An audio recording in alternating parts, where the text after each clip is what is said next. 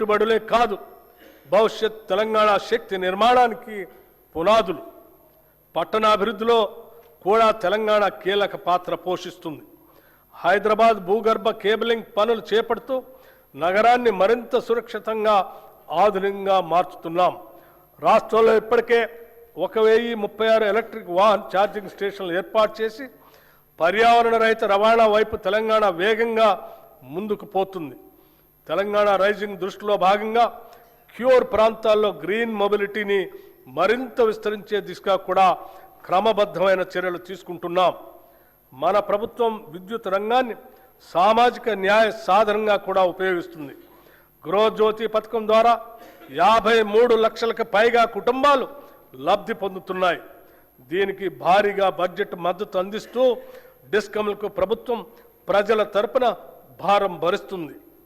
విద్యా సంస్థలకు ఉచిత విద్యుత్, వ్యవసాయ సబ్సిడీ ఇవన్నీ కలిపి ఒక స్పష్టమైన సందేశం ఇస్తున్నాయి. రైతుకిచ్చే విద్యుత్ ఖర్చు కాదు, ఇది భవిష్యత్తుకు పెట్టుబడి.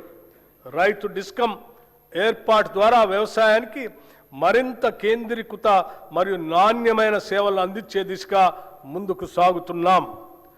చీకటి పోవటం అంటే కేవలం వెలుగు రావటం కాదు, ప్రజల్లో నమ్మకం పెరగటం. మన లక్ష్యం స్పష్టంగా ఉంది. ప్రతి ఇంటికి విద్యుత్, ప్రతి రైతుకి భరోసా, ప్రతి పరిశ్రమకు శక్తి, ప్రతి పౌరునికి నాణ్యమైన సేవ. విద్యుత్ సరఫరా చేయటం మన బాధ్యత. భవిష్యత్ తెలంగాణను శక్తివంతం చేయటం మన సంకల్పం. ఈ బడ్జెట్లో విద్యుత్ శాఖకు 21,285 కోట్ల రూపాయలు ప్రతిపాదిస్తున్నాం. మహాత్మా జ్యోతిరావు పూలే గారు చెప్పినట్లు, చదువు లేకపోతే జ్ఞానం రాదు, జ్ఞానం లేకపోతే నైతిక విలువలు ఉండవు.